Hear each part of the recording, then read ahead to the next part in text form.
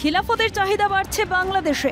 আমার বাংলা যেদিন বঙ্গবন্ধুকে অস্বীকার করেছে সেদিনই বোঝা গেছে উল্টো দিকে ঘুরছে চাকা। সংখ্যালঘুরা নিরাপদে নেই, সেখানে আগুন জ্বলছে বাংলাদেশে। পরিস্থিতি শান্ত হওয়ার কোনো লক্ষণই নেই।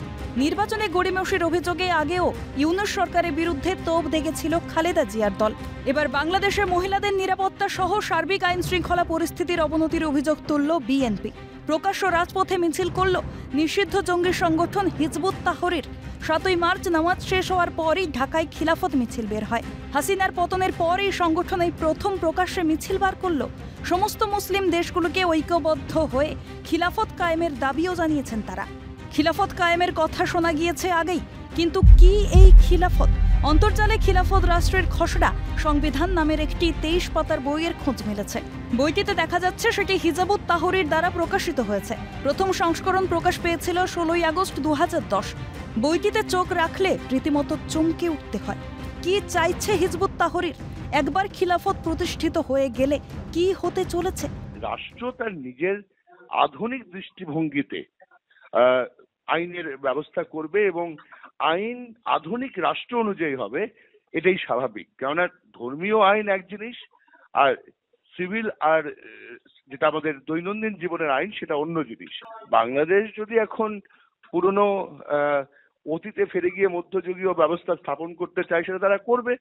আজকের আধুনিক রাষ্ট্রে 71 সালে যে ধারণায় বাংলাদেশ তৈরি হয়েছিল, এই আইন আবার নতুন করে পুনঃপ্রতিষ্ঠা করার কোনো মানে আছে বলে আমার মনে হয় না। যে কোনো সমাজ ব্যবস্থায় নিজস্বতা থাকে, ধর্মীয় ব্যবস্থায় নিজস্বতা থাকে, কিন্তু রাষ্ট্র হিসেবে তাকে আইন করতে হবে সার্বিক আধুনিক রাষ্ট্র ব্যবস্থার উপরে।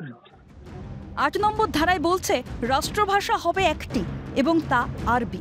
31 নম্বর ধারায় বলছে শাসন বিভাগের প্রধান হবে খলিফা। খলিফাকে হতে হবে একজন মুসলিম। মুসলিম ছাড়া কোনো ব্যক্তি শাসকের পদে আসীন হতে পারবেন না। 7 নম্বর ধারার 3 নম্বর পয়েন্টে উল্লেখ করা হয়েছে কোনো ব্যক্তি ইসলাম ধর্ম ত্যাগ করলে তার শাস্তি মৃত্যুদণ্ড। একই ধারার 4 নম্বর পয়েন্টে বলা হয়েছে অমুসলিমরা বেঁধে দেওয়া খাদ্য ও পোশাক পরিচ্ছদই ধারণ করতে পারবে এবং বেঁধে দেওয়া নিয়ম অনুযায়ী নিজের ধর্ম পালন করতে পারবে। জন্ম নিয়ন্ত্রণ বাধ্যতামূলক করা যাবে না। 37 নম্বর ধারায় বলা হয়েছে যে দ্রব্যমূল্য নিয়ন্ত্রণ করা যাবে না। 67 নম্বর ধারায় বলা হয়েছে সকল বিচারককে অবশ্যই মুসলিম হতে হবে। একবার বিচার হয়ে গেলে সেটা আপিল করার আর কোনো উপায় থাকবে না। পার্লামেন্টের একটি বিভাগ থাকবে, যে বিভাগে নারী এবং অমুসলিমরা থাকতে পারবেন, যেখানে তারা শুধু নিজেদের ওপর হওয়া দুরাবস্থা নিয়ে আলোচনা করতে পারবে। আইনসভায় 2টি প্রতিষ্ঠান থাকবে, শুরা এবং মাশুরা, অনেকটা আমাদের উচ্চ কক্ষ এবং নিম্ন কক্ষের মতো। শুধু মুসলিমরা শুরার সদস্য হতে পারবেন, মাশুরার সদস্য হতে পারবেন অমুসলিমরা, এমনটাই উল্লেখ করা হয়েছে 105 নম্বর ধারায়। কোনো মুসলিম অমুসলিম মিশ্র কাপলদের সন্তান মুসলিম অভিভাবকের সঙ্গে থাকতে পারবে। এর ফলে দেশ থেকে অমুসলিম ধীরে ধীরে মুছে যাবে।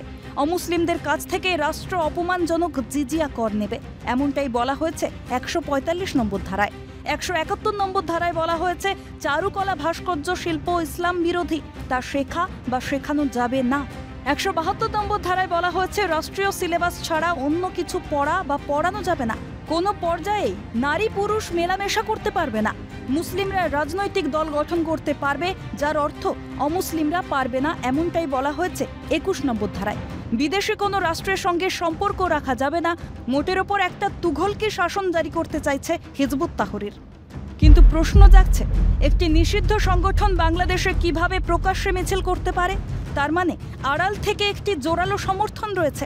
বাংলাদেশে খিলাফত আইন প্রতিষ্ঠিত হবে কি না সেটা সময় বলবে, কিন্তু হিজবুত তাহরির মতো সংগঠনকে দুধ কলা দিয়ে পোষার যে চেষ্টা হচ্ছে, তাতেই বাংলাদেশের ভবিষ্যৎ পরিষ্কার। Calcutta television network.